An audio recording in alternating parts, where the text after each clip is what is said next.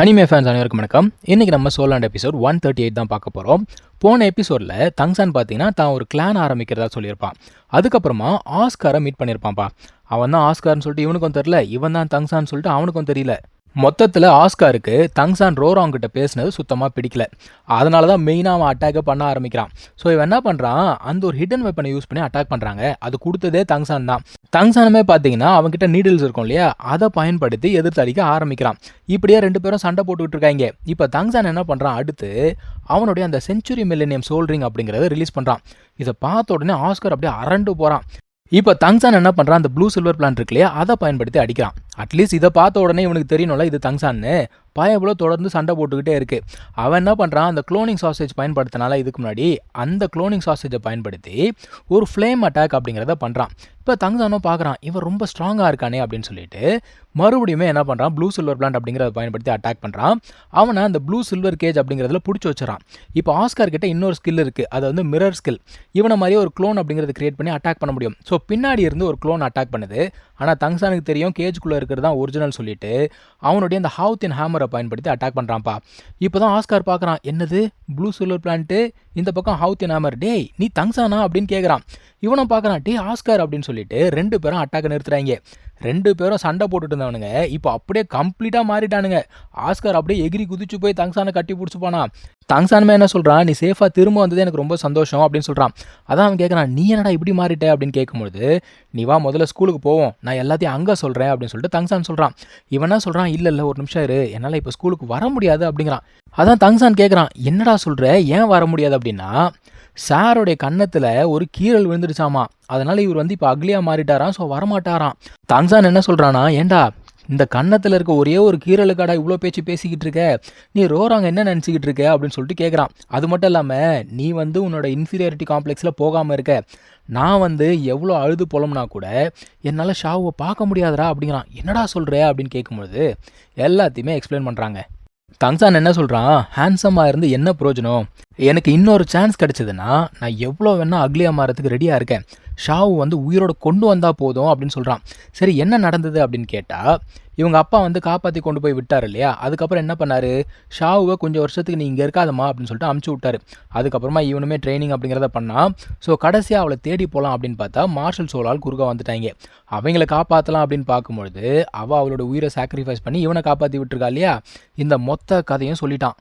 அதுக்கப்புறம் தங்சான் என்ன சொல்கிறான்னா, இங்கே பாரு, எனக்கு மட்டும் சான்ஸ் கிடைச்சது அப்படின்னா ஷாவை எப்படி உயிரோடு கொண்டு வரணும் அப்படின்னு தான் நான் யோசிப்பேன், வேறு எதுவும் யோசிக்க மாட்டேன். நம்ம உயிரோடு இருக்கும் போதே எல்லாரையுமே வந்து பக்கத்தில் வச்சுக்கணும். அவங்க இறந்ததுக்கப்புறமா போயிட்டாங்களேன்னு வருத்தப்படுறதுல எந்த ஒரு பிரயோஜனமும் கிடையாது அப்படின்னு சொல்கிறான். இவன் பார்க்குறான், என்னடா இவ்வளோ கஷ்டத்தை அனுபவிச்சிருக்கியா, என்னை மன்னிச்சுக்கோடா அப்படின்னு சொல்கிறான். அதுக்கு தான் தங்சான் என்ன சொல்கிறான், இங்கே பாரு, நீ மன்னிப்பு ஏன் கிட்டே கேட்கக்கூடாது, போய் ரோராங் கிட்ட கேளு அப்படின்னு உடனே, சரிவா நம்ம திரும்ப ஸ்கூலுக்கு போவோம், நான் என்ன ஆனாலும் சரி இதுக்கப்புறம் அவளை விட்டுட்டு போகவே மாட்டேன் அப்படிங்கிறான். இவன் ஷாவு கிட்ட சொல்கிறான், பாத்தியா ரோராங்கும் ஆஸ்காரும் இதுக்கு மேலே ஒன்றா இருக்க போகிறாங்க, அவங்க வந்து சந்தோஷமாக இருப்பாங்க, நீ இருந்திருந்தானே இன்னும் சந்தோஷப்பட்டிருப்பல, கவலைப்படாத, சீக்கிரம் உன்னை நான் உயிரோட கொண்டு வருவேன், நம்ம வந்து ஒன்றா இருக்கலாம் அப்படின்னு சொல்லிட்டு ஒரு ப்ராமிஸ் பண்ணுறான். இப்போ ஸ்கூலுக்குள்ளே நடந்து போகிறாங்க. ஆஸ்காருக்கு நிறைய மெமரிஸ் திரும்ப வருது. அது எல்லாத்தையுமே யோசிச்சுக்கிட்டே இருக்கான். பின்னாடி பார்த்தா இவன் பொத்துன்னு மயக்கம் போட்டு விழுந்துருவானா. என்னடா ஒவ்வொருத்தராக மயக்கம் போட்டு விழுந்துக்கிட்டே இருக்கீங்க. இப்போது தங்சான ரூமில் படுக்க வச்சுருக்காங்க. அங்கே ஆஸ்கார் இருக்கான், ஃபேட்டி இருக்கான். ஃபேட்டி பார்க்குறான், டேய் உண்மையை சொல்லு, இங்கே வா கிட்ட வா, நான் அதை செக் பண்ணி பார்க்குறேன், அது ஒன்றும் கோடெல்லாம் கிடையாது, நீ சும்மா ஸ்டிக்கர் தானே ஒட்டி வச்சிருக்க அப்படின்னு சொல்லிட்டு இவனை பயங்கரமாக ப்ராங்க் பண்ணிக்கிட்டு இருக்கான். தங்சானை எந்திரிச்சு பார்க்குறான், பார்த்துட்டு தலையிலே கையை வச்சுக்கிறான், இவனுங்க தொல்லை தாங்க முடியலையேன்னு சொல்லிட்டு. இப்போ மாஸ்டரும் உள்ளுக்குள்ளே வராரு. அவர் என்ன சொல்கிறாருன்னா, எந்த பிரச்சனையும் கிடையாது, நீ வந்து ரொம்ப டயர்டாக இருக்க, அதாவது ரொம்ப நாளாக சோகத்திலே இருந்த, அது மட்டும் இல்லாமல் ரொம்ப ஆங்ஷியஸாக இருந்தால அதனால தான் மயக்கம் வந்துருச்சு அப்படிங்கிறாரு. ஆனால் தங்சான் என்ன சொல்கிறான், இல்லை எனக்கு தெரிஞ்சு இது சோல் போனாலும் வந்திருக்கும் அப்படின்னு சொல்கிறான். சோல் போன்னு சொன்னது தாங்க ஃபேட்டிக்கு லிட்டலாக பேனிக் அட்டாக்கே வந்துடுச்சு. மாஸ்டர் என்ன சொல்கிறாரு, அப்படியா, அப்போ உன்னோட சோல் போனை காட்டு அப்படிங்கிறாரு. அவனுமே ரிலீஸ் பண்ணுறான். ஆனால் போன முறை இருந்த மாதிரி இந்த முறை இல்லை. அந்த இடத்துல பார்த்தீங்கன்னா ஃபேட்டி காணோம், ஓடிட்டான் போல தெரியுது. அவன் என்ன சொல்கிறான், லாஸ்ட் டைம் அவனோட சோல் போன் எல்லாமே ஃபியூஸ் ஆகி ஒரு ஆர்மர் மாதிரி ஃபார்ம் ஆயிருந்தது, என்னுடைய சோல் பவருமே பயங்கரமாக இன்க்ரீஸ் ஆச்சு அப்படின்னு சொல்கிறான்.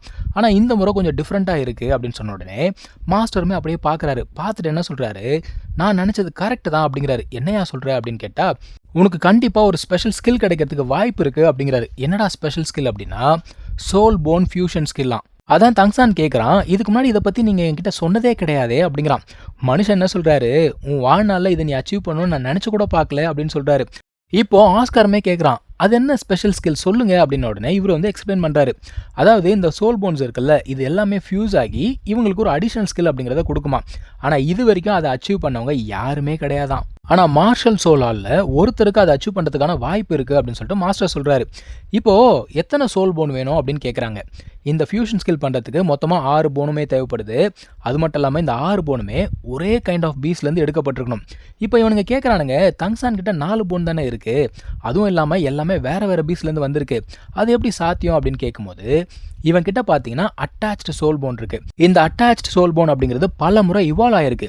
அந்த இவல்யூஷன் ப்ராசஸில் இதுக்கு ஒரு ஸ்பெஷல் ஸ்கில் அப்படிங்கிறது கிடைச்சிருக்கு. இவர் என்ன சொல்கிறாரு, இது வந்து மற்ற சோல் போன்ஸை ஒரு பிரிட்ஜ் மாதிரி கனெக்ட் பண்ணுது அப்படிங்கிறாரு. ஸோ ஃபியூச்சரில் இவனால் அந்த ஃபியூஷனை செய்ய முடியுமா செய்ய முடியாதா அப்படிங்கிறது இவனுக்கு கிடைக்க போகிற அந்த ஒரு சோல் போனை பொறுத்து தான் இருக்குது.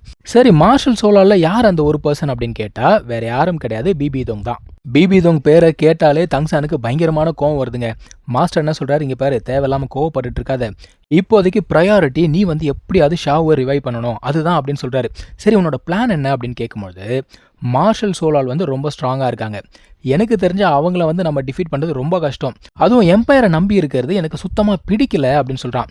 அதாவது அந்த ராயல் ஃபேமிலியில் இருக்கக்கூடிய நிலவரம் வந்து ரொம்ப மோசமாக இருக்குது, உள்ளுக்குள்ளே என்ன நடக்குது அப்படிங்கிறதே புரியல, எல்லாமே காம்ப்ளிகேட்டடாக இருக்குன்னு சொல்லிட்டு இந்த பாய்சன் மாஸ்டர் சொன்னார்ல, அந்த விஷயம் எல்லாத்தையுமே இவங்ககிட்ட சொல்லிக்கிட்டு இருக்கான்.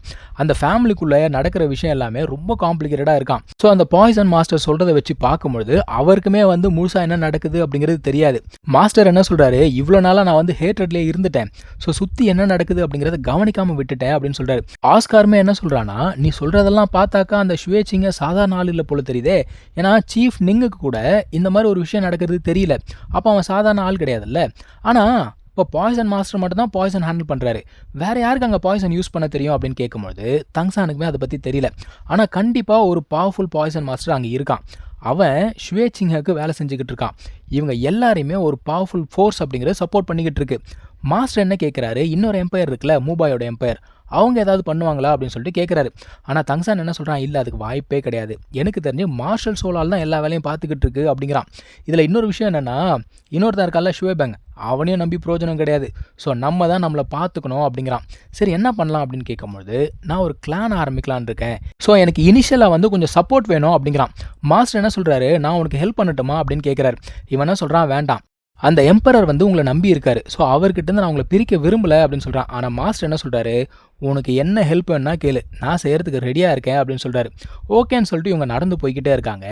திடீர்னு பார்த்தா ஆஸ்கார் பேக் அடிப்பானா, என்னடா அப்படின்னு பார்த்தா நீங்கள் வந்துக்கிட்டு இருக்காரு, கூடவே ரோராங் வந்துக்கிட்டு இருக்கா. அவள் வந்து ஆஸ்கார் இருக்கிறத நோட்டீஸ் பண்ணிட்டா.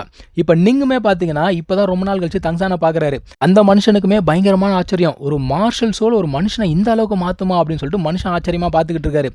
சரி, இப்போ பக்கத்தில் யாரா நிற்கிறது அப்படின்னு பார்த்தா ஆஸ்கார், அவன் விட்டா ஓடி போயிடுவான் போல தெரியுது, தங்சான் தான் வந்து இழுத்து பிடிச்சி நிற்கிறான். சரி ஓகே அப்படின்னு சொல்லிட்டு தைரியத்தை வர வச்சுக்கிட்டு அவன் பாட்டுக்கு நடந்து வரான்ப்பா.